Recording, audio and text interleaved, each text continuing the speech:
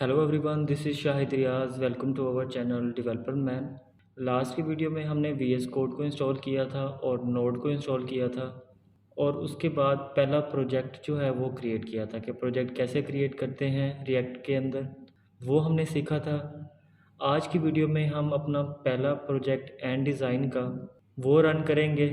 आप इसको आर्ट भी कह सकते हैं, एंड भी कह सकते हैं। ज़्यादातर लोग आर्ट कहते हैं और कुछ लोग जो है वो एंड भी कहते हैं। मैं आपको फिर से बताना चाहूँगा कि ये कोड जो है, ये कोर्स जो है, ये बिल्कुल प्रोफेशनल है। मैं अपना पूरा सॉफ्टवेयर हाउस का एक्सपीरियंस इस कोर्स के अंदर शेयर करने वाला हूँ, क्योंकि मेरा सारा एक्सपीरियंस रिएक्ट और आर्ट डिज़ाइन के ऊपर है। ठीक है, तो स्टार्ट करते हैं हम यहाँ पे। सबसे पहले मैं यहाँ पे प्रोजेक्ट को स्टार्ट कर लेता हूँ। लास्ट वीडियो के अंदर मैंने बताया था कि npm run dev लिखेंगे टर्मिनल के अंदर। ठीक है, तो यहाँ पे इंटर करेंगे तो आपका प्रोजेक्ट जो है वो स्टार्ट हो जाएगा। ये आपको यहाँ पे लिंक बता देगा और एक एड्रेस बता देगा। एड्रेस भी कह सकते हैं, लिंक भी कह सकते हैं, पोर्ट भी कह सकते हैं। ठीक है, तो यहाँ पे आप कंट्रोल प्रेस करेंगे और क्लिक करेंगे तो यहाँ पे आपका जो प्रोजेक्ट वो स्टार्ट हो जाएगा। ठीक है, लास्ट वीडियो में मैंने बताया था कि जब वाइट में आप प्रोजेक्ट क्रिएट करते हैं तो वाइट की तरफ से यहाँ पे लोगो रिएक्ट का और वाइट का आ जाता है और यहाँ पे कुछ कोड भी हुआ पड़ा होता है। अगर ये रिमूव कर दें तो कोई इशू नहीं है, अगर ऐसे भी चलने दें तो कोई इशू नहीं है। उसके साथ मैंने ANTD, इसको ANTD भी कहते हैं। ठीक है, तो यहाँ पे ANTD का जो लोगो है वो मैंने यहाँ पे लगाया था और नीचे white plus react plus and design. ठीक है, अब मैं नीचे वाला टेक्स्ट जो है वो रिमूव कर देता हूँ। तो आगे हम अपना कोड जो है, ये H1 जो लिखा हुआ है, ये हेडिंग है, ये मैं रिमूव कर देता हूँ। यहाँ पे मैं अपना कोड जो है वो राइट करूँगा। ये आप इस कोड से तो फेमिलियर ही होंगे, अगर नहीं है तो फिर भी बता देता हूँ। यहाँ पे डिव का टैग लिया हुआ है, उसके अंदर एंकर टैग है, एंकर टैग के अंदर इमेज का टैग लिया हुआ है। इमेज के ऊपर जब क्लिक करेंगे तो ये एड्रेस दिया हुआ है कि इस एड्रेस के ऊपर पर्सन मूव कर जाएगा। ठीक है, और टारगेट अंडरस्कोर और ब्लैंक, ये क्या करता है, जब पिक पे क्लिक करेंगे तो न्यू टैब के अंदर वेबसाइट ओपन होगी। मैं आपको बता देता हूँ कि जब इसके ऊपर क्लिक करेंगे तो न्यू टैब बनेगा। ये क्या करता है, टारगेट अंडरस्कोर ब्लैंक, ये नेक्स्ट टैब के ऊपर मूव कर जाता है। और उसके अंदर यहाँ पे क्लास नेम लोगो है, इसकी क्लास बनाई हुई है, मतलब इसका कोड हुआ है लोगो के नेम से। और आल्ट है वाइट लोगो, आल्ट मतलब कि टेक्स्ट शो करता है इमेज का। जब इमेज नहीं होगी तो यहाँ पे टेक्स्ट शो करेगा कि ये वाइट लोगो था यहाँ पे। ठीक है, सेम कोड यहाँ पे लिखा हुआ है। उसके बाद यहाँ पे हम क्या करते हैं, सबसे पहले यहाँ पे हम स्ट्रक्चर क्रिएट कर लेते हैं। स्ट्रक्चर किस तरह क्रिएट करेंगे, पहले तो मैं आपको हल्का सा बता देता हूँ कि app.css में जब हम प्रोजेक्ट क्रिएट करते हैं तो app.css के अंदर थोड़ा सा कोड हुआ पड़ा होता है। तो वैसे नॉर्मल जब हम अपना प्रोजेक्ट स्टार्ट करते हैं तो ये सारा कुछ रिमूव कर देते हैं। app.css में भी होता है और index.css में भी होता है, ये दोनों फाइल्स हम ख़त्म कर देते हैं। फ़िलहाल मैं वैसे ख़त्म नहीं कर रहा, जब हम प्रोजेक्ट स्टार्ट करेंगे तो हम स्क्रैच से सारा कुछ जो है वो रेस कर दिया करेंगे। अभी भी कर सकता हूँ वैसे, तो हमारा काम ज़्यादा होगा app.js के अंदर, और जो हम न्यू फाइल्स बनाएंगे उसके अंदर हमारा ज़्यादातर काम होगा। ठीक है, तो यहाँ पे जितनी भी फाइल्स हम क्रिएट करेंगे, फ़ोल्डर्स क्रिएट करेंगे, वो सोर्स के अंदर क्रिएट करेंगे। ये मैं उन लोगों के लिए बता रहा हूँ जिनको इस चीज़ की नॉलेज नहीं है। अगर जिनको है भी सी थोड़ी बहुत है तो मैं ये भी बताऊँगा कि प्रोफेशनल स्ट्रक्चर कैसे क्रिएट किया जाता है। ठीक है, तो यहाँ पे सोर्स पे क्लिक करूँगा और यहाँ पे न्यू फोल्डर बनाऊँगा मैं ट्यूटोरियल्स के नेम से। ठीक है, यहाँ पे मैं एंटर करूँगा तो ट्यूटोरियल्स के नेम से यहाँ पे फ़ोल्डर बन के आ गया। ठीक है, अब इसके अंदर मैं तरतीब फाइल्स जो है वो बाकी फ़ाइल्स बनाऊँगा, फ़ोल्डर नहीं बनाऊँगा, इसके अंदर फाइल्स बनाऊँगा। सपोज़ ट्यूटोरियल 1 है, ट्यूटोरियल 2 है, 3 या 4 5, इस तरीके से मैं इसके अंदर फ़ोल्डर्स बनाऊँगा, फाइल्स बनाऊँगा सॉरी। तो यहाँ पे मैं न्यू फाइल पे क्लिक करूँगा और यहाँ पे लिखूँगा ट्यूटोरियल 1 और यहाँ पे एक्सटेंशन क्या देनी है, .jsx। ठीक है, यहाँ पे .jsx और यहाँ पे हम अपना जो है कोड यहाँ पे स्टार्ट करेंगे। यहाँ पे हम अपना फंक्शन क्रिएट करेंगे, एरो फंक्शन बनाएंगे यहाँ पे कॉन्स्ट, और ये जो मैं कोड करूँगा इस फाइल को मैं यहाँ पे app.jsx में इंपोर्ट करूँगा, क्योंकि ये एक ही फाइल है जो हमारे पूरे प्रोजेक्ट को चलाएगी। ठीक है, फ़िलहाल मैं क्या करता हूँ, कॉन्स्ट एरो फंक्शन बना लेता हूँ मैं, जो मैंने फ़ाइल का नेम रखा हुआ है ट्यूटोरियल 1, उस नाम से मैं यहाँ पे ट्यूटोरियल 1 यहाँ पे मैं एरो फंक्शन बना रहा हूँ। ठीक है, फंक्शंस का आपको थोड़ा बहुत तो आइडिया होगा ही, ठीक है। मैंने यहाँ पे फंक्शन बना दिया और फंक्शन को मैं यहाँ पे एक्सपोर्ट भी कर लेता हूँ, ठीक है। एक्सपोर्ट डिफ़ॉल्ट, ठीक है।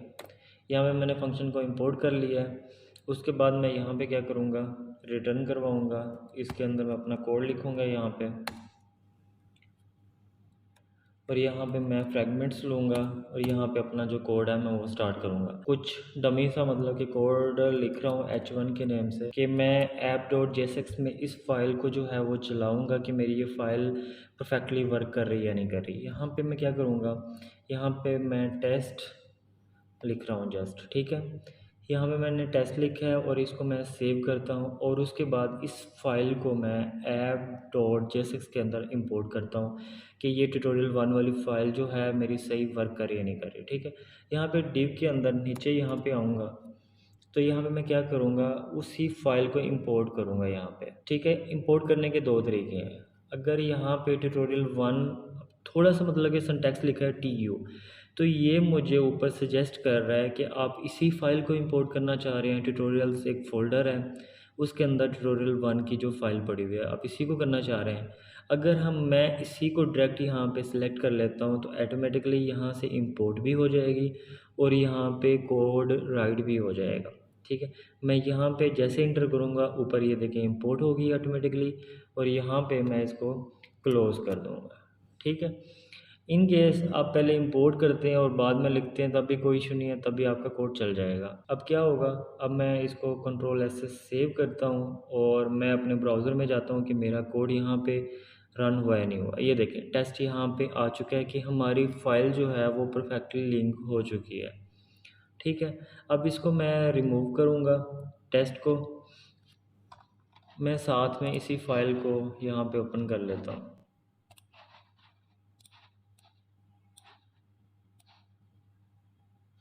ठीक है। मैं इस तरीके से कर लेता हूँ,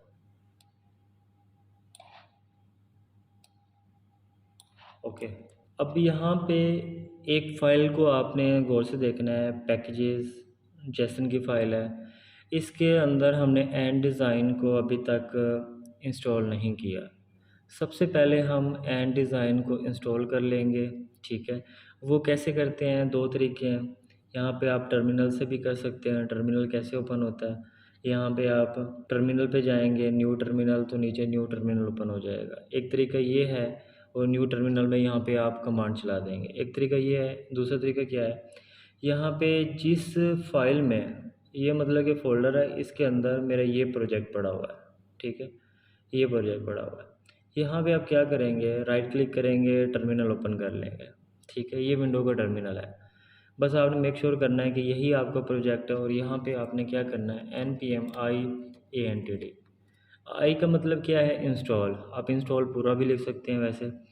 तो यहाँ पे मैं इंटर करूँगा, ये कुछ ही टाइम लेगा, आपका प्रोजेक्ट जो है वो स्टार्ट हो जाएगा। यहाँ पे इंटरनेट की स्पीड आपकी अच्छी आ रही है तो ये जल्दी इंस्टॉल हो जाता है, वरना थोड़ा सा टाइम लग जाता है, ठीक है। ये इंस्टॉल हो चुका है यहाँ पे। अब हम क्या करते हैं, VS कोड में आते हैं और यहाँ पे चेक करते हैं कि एंटिटी, ये देखें एंटिटी हमारे पास जो है वो इंस्टॉल हो चुकी है, ठीक है।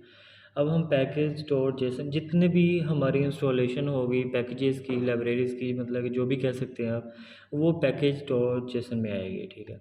अब हम क्या करेंगे, अब tutorial1 के अंदर हम अपना कोड करेंगे। अब पहले, सबसे पहले मैं क्या करता हूँ, यहाँ पे बटन को ले लेता हूँ, ये टेस्ट को मैं ख़त्म कर देता हूँ। यहाँ पे मैं लिखता हूँ बटन, ठीक है।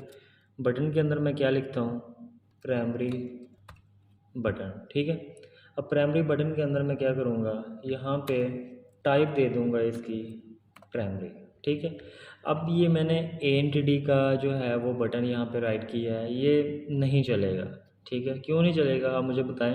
अब इसको मैंने सेव करता हूँ, ठीक है। सेव कर लिया मैंने। ये देखें साथ में हमारे पास ये स्क्रीन ब्लैंक हो गई है, कंसोल में एरर भी आ गया होगा, ठीक है। तो अब मेरे पास स्पेस कम है इसलिए कंसोल फ़िलहाल मैं ओपन नहीं कर रहा, बाद में करके दिखाऊंगा। ये क्यों नहीं चला, क्योंकि हमने इसको इंपोर्ट नहीं किया, ठीक है। इंपोर्ट कैसे करेंगे, यहाँ पे इंपोर्ट लिखेंगे और यहाँ पे बटन लिखेंगे, ठीक है। बटन कहाँ से इंपोर्ट करना है, वैसे आपको ऊपर सजेशन भी मिल रही है।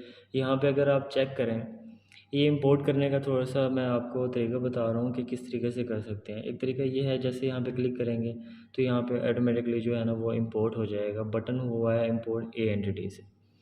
अब मैं इसको सेव करता हूँ तो मेरा प्रोजेक्ट यहाँ पे चल जाएगा। ये देखें, यहाँ पे प्राइमरी बटन आ चुका है।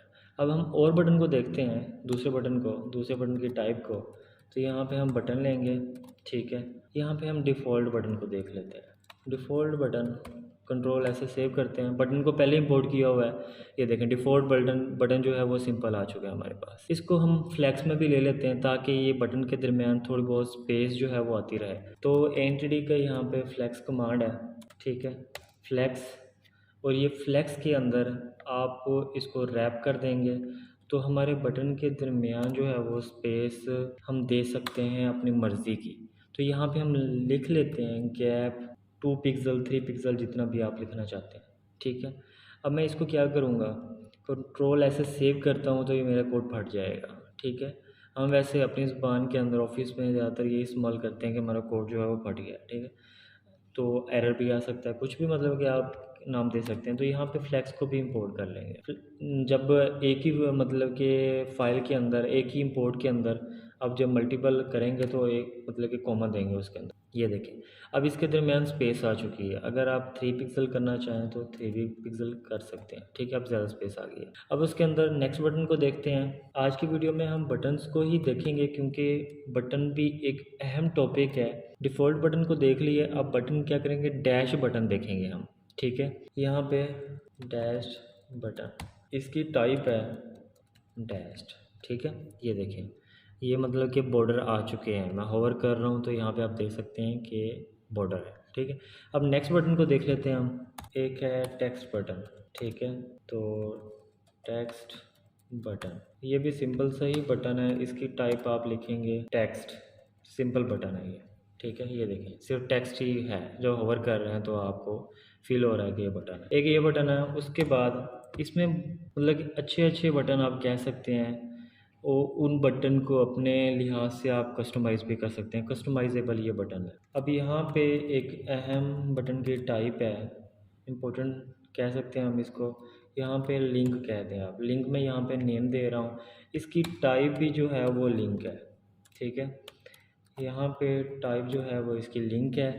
और यहाँ पे जब इसको सेव करेंगे, आगे चला गया ये, तो यहाँ पे हम इसको रैप कर देते हैं, ठीक है।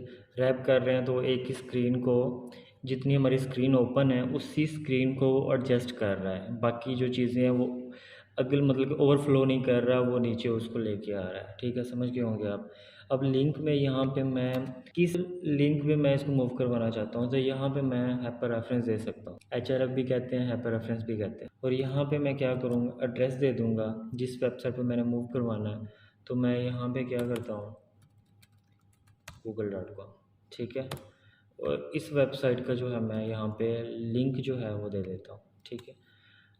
और इसको मैं बंद कर देता हूँ, सेव करता हूँ। और यहाँ पे जब मैं लिंक पे क्लिक करूँगा तो ये क्या करेगा।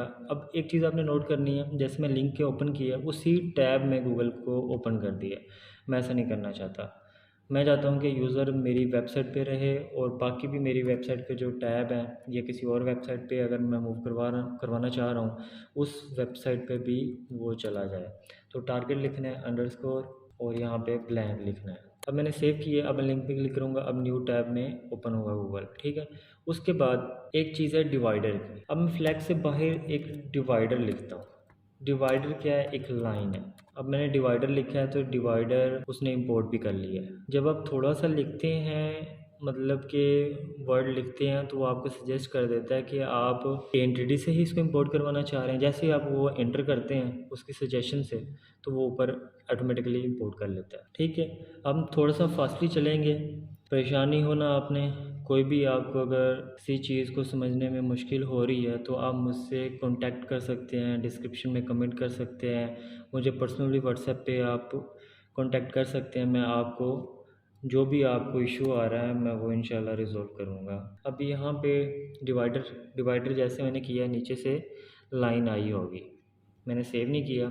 जैसे सेव किया ये देखिए लाइन आ चुकी है। अब मैं नेक्स्ट कोड पे जाता हूँ। यहाँ पे मैं फ्लेक्स ले लेता हूँ, ठीक है। अब फ्लेक्स इंपोर्ट किया हुआ है, दोबारा इंपोर्ट करने की ज़रूरत नहीं पड़ेगी। और यहाँ पे लिख लेता हूँ, रैप भी कर देता हूँ, रैप का आपको मैंने बता दिया है। और उसके बाद जो है गैप ले लेता हूँ, गैप मैं पिक्सल में भी दे सकता हूँ और स्मॉल, लार्ज, मीडियम में भी दे सकता हूँ। ठीक है, स्मॉल यहाँ पे लिख दिया और उसके अंदर मैं फ्लेक्स के अंदर आ जाता हूँ।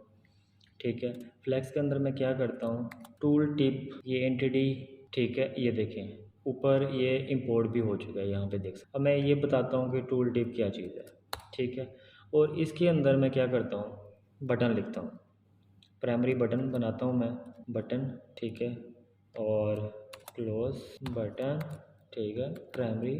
और यहाँ पे मैं टाइप दे रहा हूँ इसकी प्राइमरी, शेप दे रहा हूँ मैं इसकी, प्राइमरी बटन की आपकी शेप पता है, तो यहाँ पे मैं शेप दे रहा हूँ सर्कल। ठीक है, उसके बाद मैं क्या करूँगा, इसके अंदर मैं आइकन लगा रहा हूँ। अब बटन के अंदर मैं आइकन लगाने वाला हूँ। ठीक है, तो आइकन, ये बटन की एक प्रॉपर्टी है आइकन। अब यहाँ पे मैंने आइकन दिया है, ठीक है, और आपने कर्ली ब्रेसेस के अंदर आपने आइकन को इंपोर्ट करना है। कौन सा आइकन लगाना है, अब यहाँ पे डायरेक्ट हम यहाँ पे, अगर आपको नेम याद है कि आइकन का नेम क्या हो सकता है, तो यहाँ पे आप लिख के इंपोर्ट भी कर सकते हैं। अब मुझे नहीं आइडिया, तो मैं यहाँ पे गूगल पे जाऊँगा, ठीक है, और यहाँ पे एंड डिज़ाइन की वेबसाइट पे जाऊँगा, और एंड डिज़ाइन के साथ आप आइकन भी लिख दें तो डायरेक्ट आप आइकन पे पहुँच जाएंगे। ठीक है, ये देखिए आइकन एंड डिज़ाइन। अब जो आपने यहाँ पे, मैं इसको बड़ा करके दिखा देता हूँ।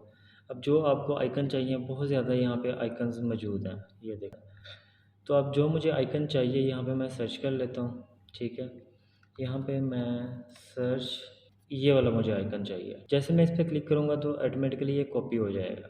ठीक है, अब मैं यहाँ पे कोड में आऊँगा और इसको जो है मैं मिनिमाइज़ करता हूँ, और ये जो बटन है मेरा, आइकन है, आइकन के अंदर मैं इसको क्या करता हूँ, राइट कर देता हूँ। ठीक है, उसके बाद अब मैंने इस आइकन को इंपोर्ट भी करना है। ठीक है, इंपोर्ट कर रहा हूँ मैं, ये मेरे पास आइकन है, सर्च आउटलाइन, और उसके बाद मैं क्या करूँगा, कहाँ से मैं इंपोर्ट कर रहा हूँ मैं वो एड्रेस बताऊँगा, एंड डिज़ाइन स्लैश आइकन। बाकी जितने भी हमारे आइकन्स होंगे इसी के साथ हम इंपोर्ट करते जाएंगे। ठीक है, अब हम चेक करते हैं कि हमारा आइकन जो है वो आ चुका है या नहीं आया, या इसको सेव करते हैं हम। ये देखें हमारा आइकन यहाँ पे बटन के अंदर आ चुका है। ये शेप अच्छी नहीं लग रही, मैं इसको शेप को रिमूव कर देता हूँ और सिंपल इसको चेक करता हूँ। ये देखें बहुत अच्छा लग रहा है बटन, और हम इसको स्टडी करते हैं। यहाँ पे अगर हम इसे कहें बटन, ठीक है, और इसको टाइप भी हम प्राइमरी दे देते हैं,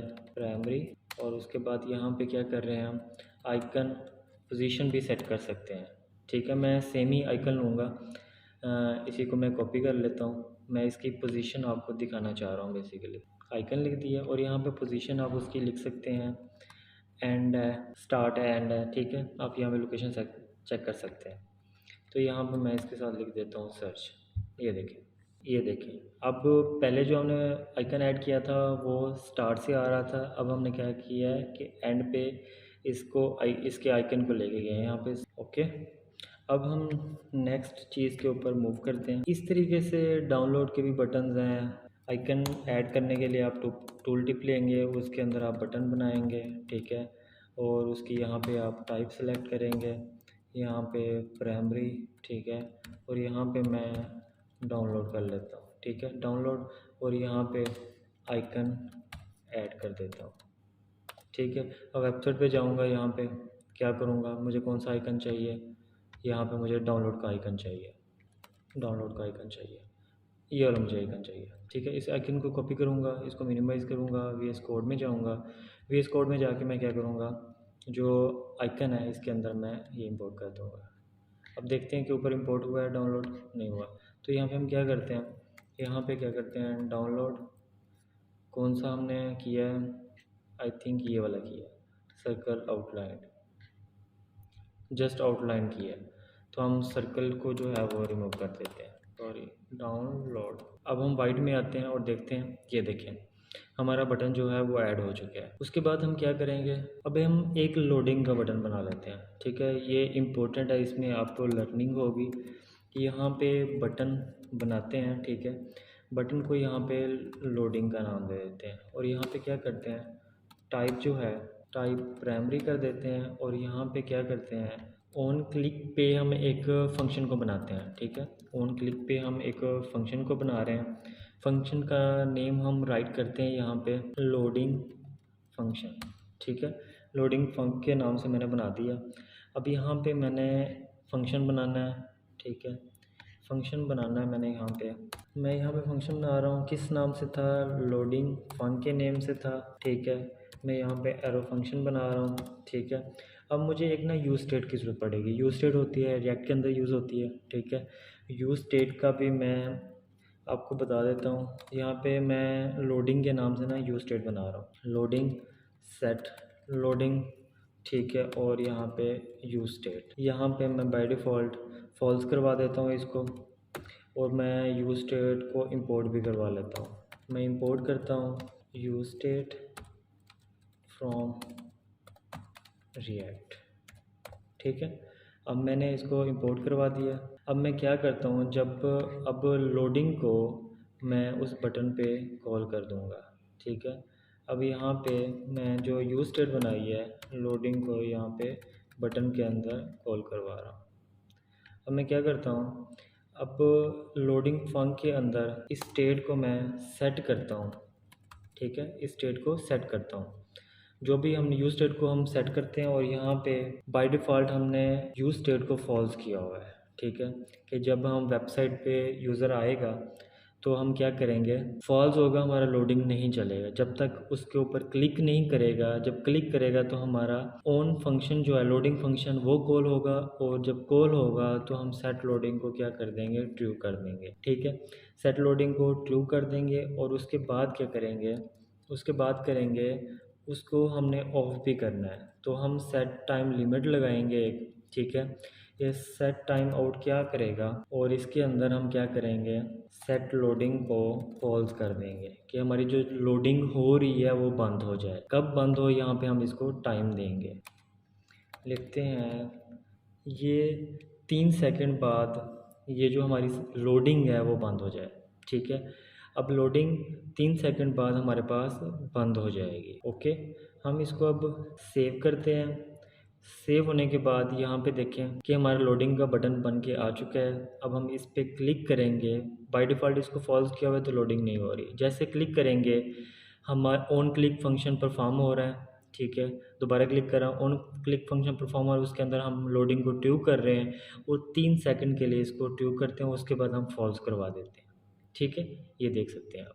और भी बटन्स हमारे पास रह चुके हैं जो कि हम अगली वीडियोस में डिस्कस करेंगे। ये वीडियो काफ़ी लेंथी हो गई है। अगर आपको ये वीडियो अच्छी लगी है तो इस वीडियो को लाइक, कमेंट और शेयर लाजमी कीजिएगा। इससे क्या होगा, मैं थोड़ा सा मोटिवेट होऊंगा कि आपको मेरी वीडियोस पसंद आ रही हैं। मैं नेक्स्ट और मेहनत से आपके लिए वीडियो लेके आऊँगा। Thank you, bye bye.